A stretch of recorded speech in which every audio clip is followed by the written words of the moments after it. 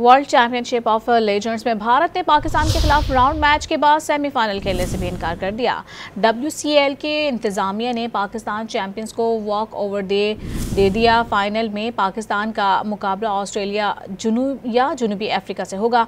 Pakistan champions team के मालिक कामिल खान का कहना है कि WCL इंतजामिया ने पाकिस्तान चैंपियंस को वॉक ओवर दे दिया है, जिससे पाकिस्तान चैंपियंस टीम दूसरी मरतबा वर्ल्ड चैंपियनशिप ऑफ लेजेंड्स के फाइनल में पहुंच गई है। फाइनल में जुनूबी अफ्रीका या ऑस्ट्रेलिया में से जो भी टीम फाइनल में पहुंची उनके खिलाफ जीतने की कोशिश करेंगे। पहले भी इन दोनों टीमों के खिलाफ मैचेस खेल रहे हैं। वर्ल्ड चैंपियनशिप ऑफ लेजेंड्स में भारत ने पाकिस्तान के खिलाफ राउंड मैच के बाद सेमीफाइनल खेलने से भी इनकार कर दिया।